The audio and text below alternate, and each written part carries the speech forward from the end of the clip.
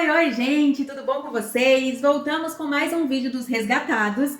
E semana passada nós não tivemos vídeo porque infelizmente eu não tive condições de gravar na última semana, meu esposo viajou de novo. Então essa semana eu vou fazer aí um resumo dos 4 últimos capítulos, 2 da semana passada e os 2 dessa semana. Os 2 da semana passada eu vou fazer um resumo breve, bem curtinho, só pra gente se situar e saber o que estava acontecendo, né, até a gente chegar nos capítulos dessa semana, que é o capítulo 13 e 14. Mas enfim, antes da gente começar a falar um pouquinho sobre o estudo das 2 semanas, né, dessas últimas 2 semanas, eu só quero lembrar você que se você ainda não é inscrito no canal, não perca mais tempo e inscreva-se para você ter acesso aí a todos os conteúdos, ative o sininho para você receber as notificações. Deixe o seu like nesse vídeo, isso ajuda muito o canal, gente. Quanto mais curtido o vídeo as pessoas entendem que o vídeo é interessante, que é bom, então a gente vai ser indicado para as pessoas. Deixa também aqui seu comentário, né, sobre o livro, sobre o que você está achando desse assunto. Se você já tinha estudado anteriormente o Grande Conflito, já estava por dentro ou está aprendendo agora, está conhecendo esses personagens ilustres agora? Me fale aqui nos comentários. E também compartilhe esse vídeo com seus amigos para que eles também tenham acesso a esse resumo, a essas histórias e conheçam também um pouquinho mais sobre a nossa história, né, da igreja cristã aqui na Terra, de como tudo aconteceu e como que nós chegamos ao ponto que nós estamos hoje. Então é isso, voltando aqui para o resumo dessa semana, ou melhor, da semana passada, a gente começa com o capítulo 11, que tem o título Protesto dos Príncipes. Eu acho esse capítulo maravilhoso. E eu não sei se você já assistiu o filme de Lutero, né? A gente tem um filme que chama Luther, né? Lutero. E ele conta a história desse personagem, né? Desse homem que não exatamente iniciou, porque a reforma, ela não se iniciou, né, como a gente tem estudado aqui, em um lugar só. A gente teve pessoas em vários lugares. Ele estava na Alemanha, mas a gente tinha gente na Suíça, gente na Holanda, que a gente vai ver, tinha gente em vários lugares. Então, ele foi um dos, digamos, mais importantes, porque ele conseguiu cutucar ali na ferida de Roma e fez com que as coisas avançassem talvez um pouco mais rapidamente. E ele trouxe ali questões que foram depois defendidas por outros reformadores. Então ele foi um destaque na reforma, né, Martinho Lutero. E nesse filme dele conta a trajetória dele e menciona alguns outros reformadores e fala um pouquinho sobre o capítulo dessa semana, que ou melhor, da semana passada, esse capítulo 11, que é o protesto dos príncipes. No finalzinho do filme, falam, né, mostra esse momento, e sinceramente, no filme é o momento que mais me emociona, que me deixa assim empolgada, sabe? Que mexe com o meu coração, que é vendo ali o trabalho, a obra que Deus fez através da vida de Martinho Lutero, ganhando mais força, sabe? Mais visibilidade. Então, o que aconteceu? A gente viu aí na última semana, né, nossos últimos estudos, esse período do início ali da reforma por parte de Martinho Lutero. A gente estudou um pouquinho sobre a história dele, a gente viu que ele foi levado a Worms, né, para um julgamento, queriam que ele se retratasse, que ele voltasse atrás nas 95 teses, em tudo aquilo que ele escreveu, e ele não voltou atrás, tentaram matar ele, né, o príncipe Frederico escondeu ele, e aí depois ele começou a escrever um Novo Testamento na língua alemã, né, na língua do povo, ali onde ele morava. Então, toda essa movimentação acabou levando a esse momento aqui agora, que é esse protesto dos príncipes.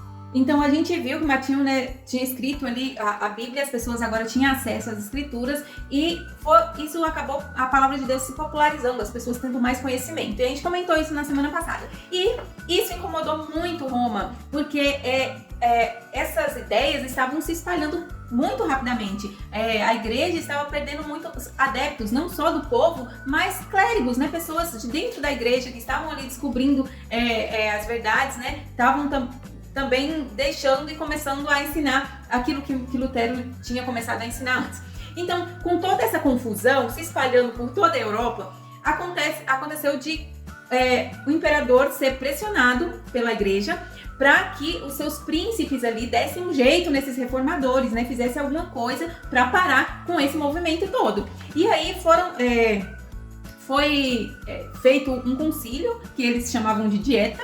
Então foi marcado ali essa dieta na cidade de Espira, em 1529. E aí foi chamado todos os príncipes da Europa para participar desse concílio, para se tomasse uma decisão. E aqui, né, eu marquei um pedacinho que diz assim: finalmente os governantes católicos se uniram contra os reformadores, e aí esse imperador convocou essa dieta, né, esse concílio lá em Espira.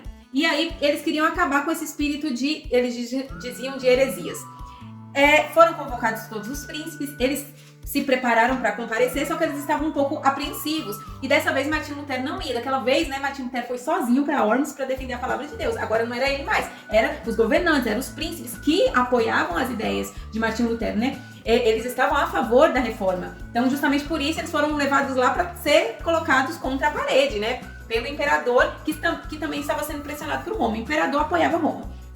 Enfim, propôs-se lá nessa dieta, a proposta deles foi o quê? Ok, aqui já né, aconteceu isso, nós não vamos mais continuar a perseguição, vamos deixar esse negócio quieto, mas o que vocês têm que fazer? Onde a reforma ainda não tinha sido estabelecida, iria ser colocado em ação esse edito de Worms. E o que esse edito propunha? Né? Ele falava assim, a reforma não poderia se ampliar, nem se estabelecerem alicerces sólidos onde já existia. Tipo, quem já ouviu falar, ouviu, quem não ouviu, não vai ouvir mais. É para parar de pregar, de expandir essas ideias da reforma. E aí, essa era a proposta. Eles rejeitaram essa proposta, que foi falada ali naquela dieta, e falaram que era necessário mais obedecer a Deus do que aos homens, e que eles não estavam a favor, né, dessa proposta. E aí Ellen White comenta, né, que depois dessa reunião, né, não teve jeito, eles tiveram que acatar o que foi decidido pela maioria dos príncipes. E Ellen White comenta aqui que o protesto de Espira foi um testemunho solene contra a intolerância religiosa e uma declaração do direito de todas as pessoas adorarem a Deus de acordo com a sua própria consciência. Então, a partir daí, a gente começou a ter o vislumbre de uma liberdade religiosa. Lutero, como eu mencionei, da outra vez ele tinha ido sozinho lá em Worms, né, para defender a palavra de Deus. E agora, o bonito é que ele não estava mais sozinho, né? Agora a liderança política estava também a favor, né? Esses príncipes estavam também defendendo a palavra de Deus. E Martinho Lutero escreveu: sinto uma alegria que não cabe em mim por ter vivido até essa hora, a fim de ver Cristo publicamente exaltado por fiéis tão ilustres em sua assembleia sobremodo gloriosa. Então, aquilo que o imperador antes tinha proibido de ser pregado nas ruas, nas sinagogas, né, para as pessoas comuns, agora tinha sido defendido dentro do seu próprio palácio. Para a gente ver como a palavra de Deus tem poder quando a gente coloca Deus em primeiro lugar e se deixa ser usado por ele, porque a obra não vem dos homens, mas vem de Deus. Então, chegamos agora no capítulo 12, que tem o título Aurora na França. Bem, a gente viu que teve essa reunião nessa dieta lá em Espira, que se decidiu que ia deixar o pessoal quieto porque a maioria estava apoiando o protestantismo. Mas o imperador não gostou nada dessa decisão e, apesar de os príncipes terem se posicionado a favor da reforma, o imperador continuou a favor da Igreja de Roma. E deu-se aí agora anos de conflito interno. O imperador praticamente uma guerra civil mesmo, apoiadores de Roma contra os protestantes. Passaram-se vários anos desse conflito e em alguns momentos parecia que o protestantismo estava realmente perdendo ali forças e que o imperador ia conseguir, né, êxito nesse conflito, mas quando ele estava mais confiante, ele acabou caindo em derrota. Por quê? Seu exército começou a ser gasto, né, pessoas, homens morrendo aos montes. Os recursos se acabando, né? Guerra gasta muito para se ter guerra, comida, armamento, muita coisa. Então ele estava gastando cada vez mais nessa empreitada que dentro do seu próprio território. E as revoltas que eram constantes, cada vez mais os protestantes, os países estavam se revoltando. Ao invés de estar diminuindo a quantidade, a força dos protestantes, parecia que estava aumentando, porque lugares que antes ainda permaneciam fiéis a Roma, agora começaram a se rebelar também e se colocar a favor do protestantismo, da reforma. Então, vendo tudo isso acontecer e vendo que ele estava perdendo, que o negócio estava dando ruim, tava dando ruim, o imperador estava, né, muito desgastado, muito decepcionado com todo o desenvolvimento dessa questão e acabou abdicando do trono e se refugiou em um monastério. Saiu de cena, não quis mais se envolver, né, foi embora e acabou com isso. O resultado, né, de toda essa guerra, resultado de toda essa guerra civil, muitos dos reformadores foram perseguidos e muitos, infelizmente, faleceram, acabaram caindo nesses campos de batalha, nesses conflitos. Um deles foi Zuínglio, que durante essas questões acabou morrendo.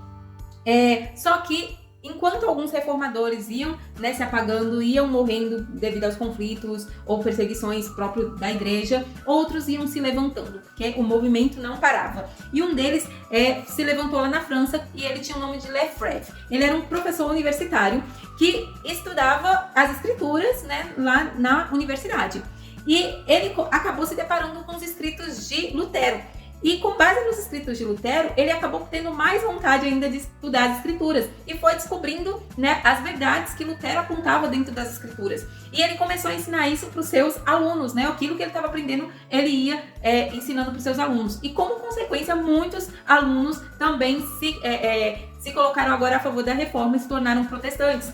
Um deles se chamava William Farel, que foi muito importante também para a obra da reforma lá na França. Mas uma coisa que me chama a atenção, que eu achei muito interessante, é que Ellen White comenta aqui que em 1512, antes de Lutero ou Zwinglio haverem começado a obra da reforma, esse Lefebvre, ele já tinha escrito que é Deus quem dá pela fé a justiça que somente pela graça nos justifica para uma vida eterna. Então ele já tinha ciência, já sabia que a salvação era somente por meio da fé em Jesus. Então ele já começava, ele já tinha isso, né? Já tinha essas ideias, e quando ele começou a ler alguma coisa sobre Lutero, isso só se confirmou e deu mais ânimo ainda dele estudar a palavra de Deus. Eu achei muito interessante também que enquanto esse Lefebvre começou a falar, a pregar para os alunos a verdade, muitos desses alunos que descobriram a verdade a partir dos ensinos do professor Lefebvre continuaram pregando e levando essa palavra muito tempo depois da morte dele. Então é interessante que aquilo que você faz, a influência que você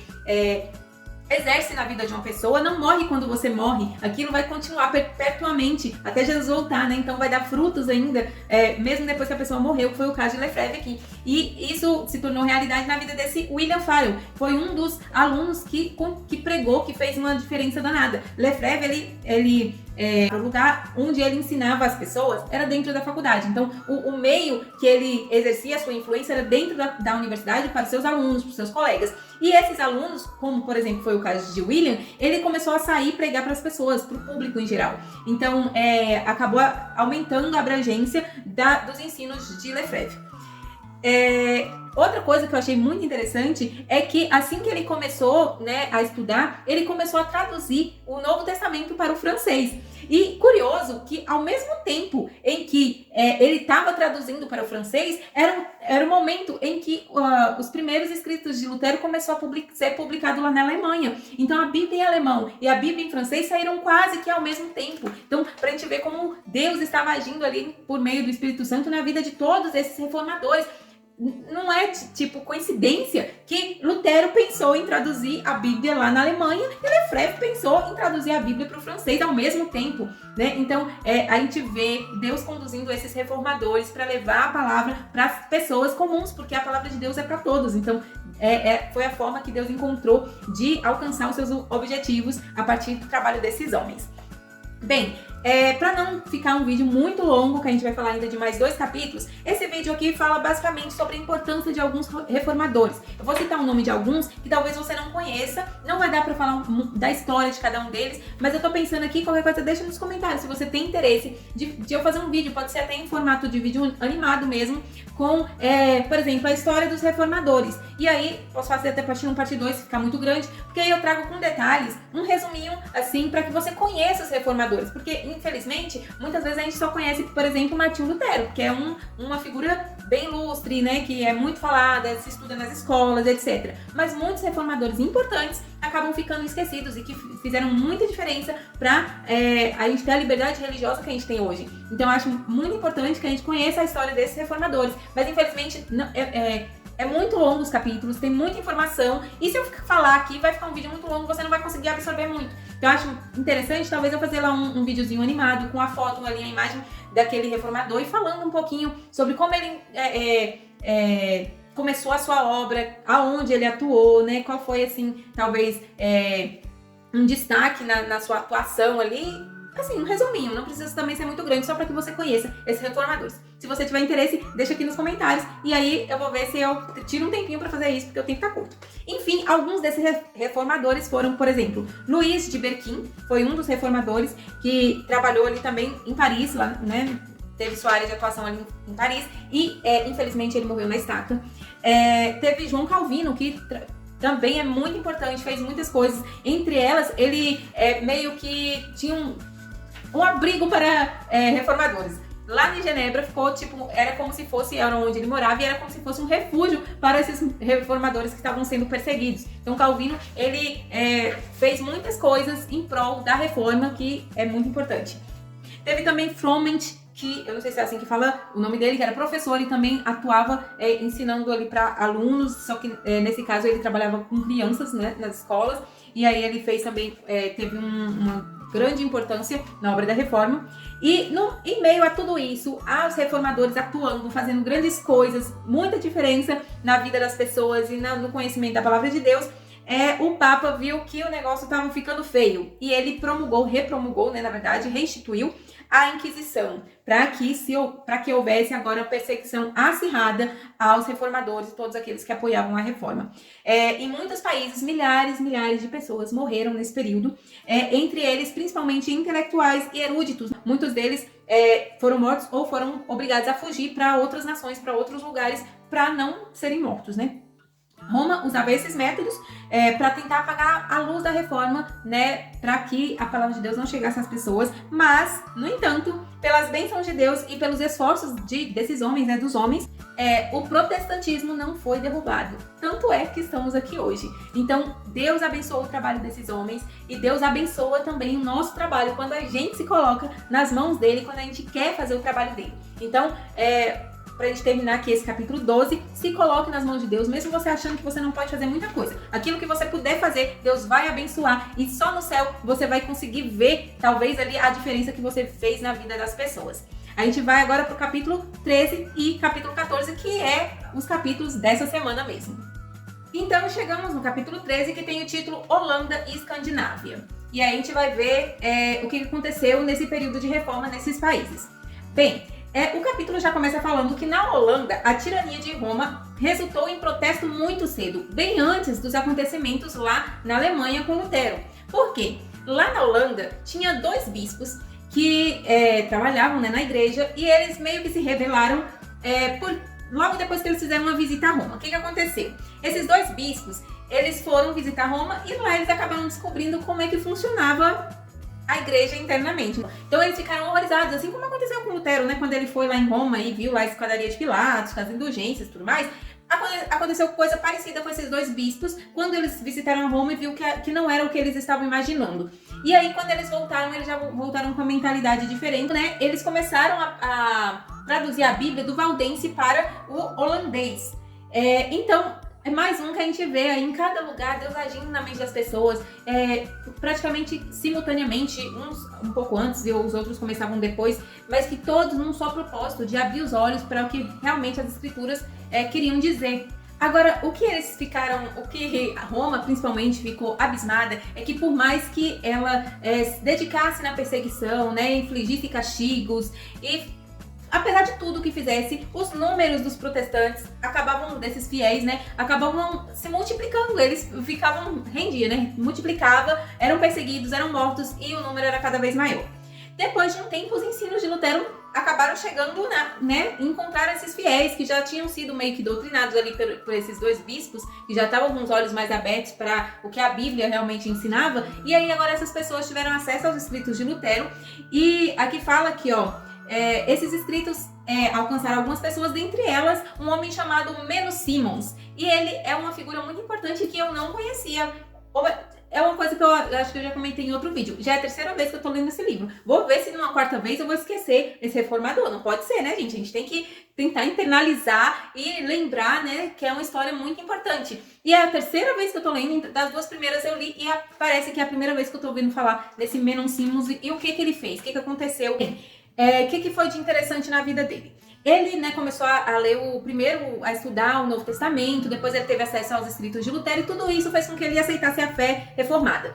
E aí, depois de um tempo que ele já tinha aceitado a fé, ele teve conhecimento, ou melhor, ele viu um homem ser condenado à morte porque ele tinha se rebatizado, tinha batizado mais de uma vez. A gente sabe que na igreja católica a gente se batiza quando é ainda bebezinho, quando é criança, né? Logo se batiza. E aí esse homem aceitou a fé protestante, a fé reformada, e se batizou novamente. E a igreja o condenou à morte por causa disso.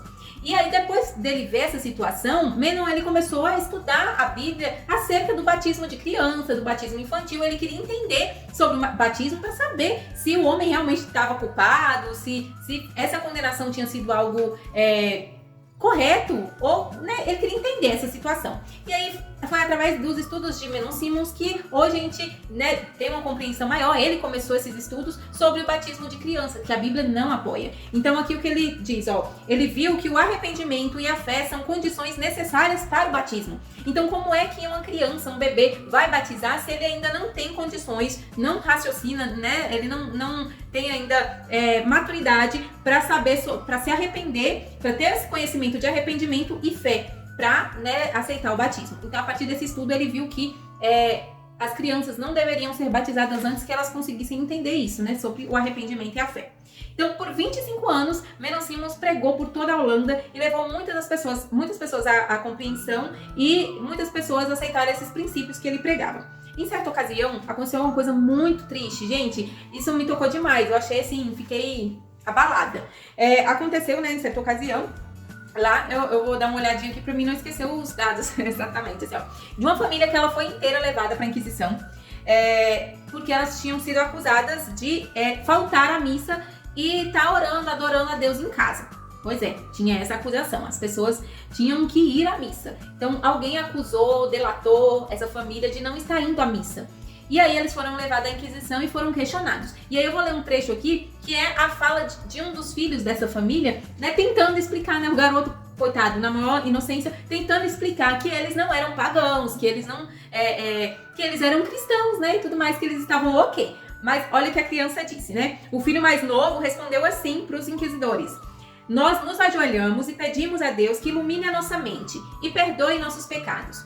Oramos por nosso rei, para que o seu governo seja próspero e sua vida seja feliz. Pedimos por nossos oficiais para que Deus os preserve. Sabe o que aconteceu? O pai e um dos filhos foram condenados à fogueira, depois dessa declaração dessa criança. Então, para ver, gente, como foi sério, a situação foi séria mesmo, de morte, de perseguição de pessoas, só porque elas estavam adorando a Deus com sinceridade. E eles não foram os únicos. Muitos homens, mulheres, crianças demonstraram uma fé inabalável na palavra de Deus, não se deixando abalar por causa da perseguição. Aqui vem falando de algumas outras perseguições. Haviam esposas que permaneciam fiéis do lado do marido enquanto o marido estava na estaca para ser queimado vivo na fogueira. E aí fala que enquanto eles estavam lá na estaca preparados para pôr fogo, né, para ser queimados, as mulheres ficaram ali do lado deles sussurrando e cantando salmos para tentar animá-los, para que eles pudessem perseverar. Outras moças, elas eram enterradas vivas por serem fiéis à palavra de Deus. E aqui Ellen White comenta que elas iam pro caixão como se elas estivessem indo dormir. Elas estavam dispostas a morrer tranquilamente, porque sabiam que elas estavam fazendo a coisa certa, que elas tinham tomado a decisão certa. Outras iam pra forca também, com as suas melhores, aqui fala que muitas iam pra forca com as suas melhores roupas, como se elas estivessem indo para um casamento. Elas se preparavam para finalizar a vida e reforçando essa aliança com Deus. E aí foram muitas outras pessoas que foram perseguidas, mas como aqui eu já citei, quanto mais pessoas eram perseguidas, quanto mais pessoas eram mortas, mais a palavra de Deus ia se difundindo e mais pessoas iam conhecendo a Bíblia e a salvação por meio de Cristo. E aí foi espalhando, a gente estava lá na Holanda e foi espalhando agora para a Dinamarca. Uma das pessoas que se destacam lá como reformador é Tausen. Ele passou por muitas dificuldades, ele também, né, por um tempo não conhecia, depois ele passou a conhecer a palavra de Deus, estudar a Bíblia, conheceu a reforma, aceitou a fé protestante e por muitas vezes, por causa do trabalho que ele fazia, levando essas verdades às outras pessoas, ele foi perseguido, foi condenado, ficou por um período confinado numa masmorra subterrânea. Então ele sofreu bastante, mas apesar de tudo isso, depois de um tempo, o rei lá da Dinamarca, aqui diz que não demorou muito tempo e a Dinamarca declarou que havia aceitado a fé reformada. Então, muitas pessoas sofreram, muitas pessoas tiveram que pagar o preço, mas no final, acabou difundindo a palavra de Deus, acabou levando as verdades e a liderança do país conheceu e aceitou também, e a Dinamarca se tornou um país que se declarava protestante. Depois, na Suécia, também houve a palavra que foi levada para a Suécia. Esse movimento de reforma chegou lá. E lá se destacam 2 jovens que vieram, sabe de onde? De Wittenberg, e foram alunos de Lutero e de Melanchthon. Então, esses 2 rapazes que se chamavam Olavo e Lourenço Petri estudaram com Lutero e com Melanchthon, e depois eles partiram para a sua terra natal. Então eles aprenderam lá e vieram trazer as novas verdades que eles tinham descoberto, né, aprendido, levaram para a Suécia, e aí começaram a pregar por todos os lugares. Aqui tem um trecho que eu acho muito interessante que diz: na presença do rei e dos homens mais importantes da Suécia, Olavo Petri defendeu a fé reformada com grande habilidade. Declarou que os cristãos só deveriam aceitar os ensinos dos pais da igreja quando estes ensinos estivessem de acordo com as escrituras, com que a Bíblia apresentava, com as doutrinas essenciais da fé, de maneira clara, a fim de que todos sejam capazes de compreendê-la. Então ele falou ali para todos os principais líderes da Suécia, inclusive o próprio rei, e depois de um tempo, o rei da Suécia, ele aceitou a fé protestante e a Assembleia Nacional votou em seu favor. A pedido do rei, esses 2 irmãos, Olavo e Lourenço Petri, começaram a tarefa de traduzir a Bíblia inteira. E a Assembleia ela ainda ordenou que em todo o reino, esses ministros eles deveriam explicar as escrituras e que as crianças deveriam aprender a ler a Bíblia nas escolas. Veja como o empenho de homens conduzidos por Deus pode fazer a diferença em vários países, e que hoje nós colhemos esses frutos, né? E ainda temos muita coisa para lutar, por isso cabe a nós continuar esse trabalho que eles começaram lá no passado. Bem, como esse vídeo já tá gigante, a gente vai terminar agora no capítulo 14 e eu não vou conseguir falar muita coisa, só vou citar aqui das pessoas que contribuíram na reforma, que às vezes não é muito falado, mas eu achei muito interessante a história dele. Mas além dele, no capítulo 14, se você tiver oportunidade de ler, vai falar um pouquinho sobre a história de John Knox também, que foi muito importante, e João e Carlos Wesley, que também tiveram um papel importante nesse período de reforma lá na Grã-Bretanha, que é onde a gente vai falar agora também um pouquinho.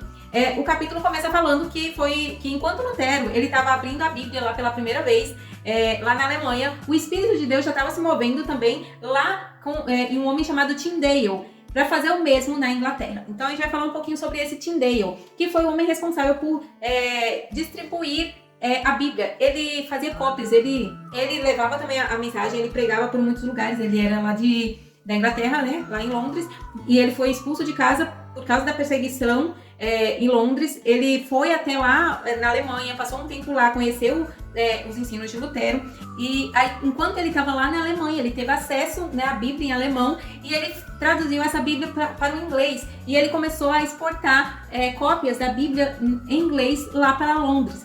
E aqui fala que a palavra de Deus foi levada escondida ali para Londres, e as autoridades católicas estavam assim muito iradas e tentavam suprimir de todas as formas o avanço da disseminação da Bíblia entre o povo comum. E entre um desses estava o bispo de Durham, o bispo de Durham, que comprou um estoque inteiro de Bíblia com a intenção de queimar. Então ele comprou esse estoque e falou assim: quer saber, eu vou comprar tudo que eles estão vendendo, vou queimar e aí não vai espalhar. Só que o que aconteceu?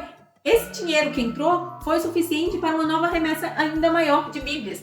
E aí, certa vez, depois de um tempo, quando o Tyndale foi preso, diz aqui que ofereceram a ele a liberdade caso ele revelasse quem estava ajudando ele financeiramente, porque publicar um livro era muito caro, né? Se hoje já é caro, imagina naquela época publicar um livro era uma fortuna. E aí perguntaram para ele quem estava financiando o trabalho dele. E aí ele respondeu que o bispo de Durham era um dos maiores responsáveis pela disseminação, porque pagou um alto valor pelos livros que ele tinha em estoque.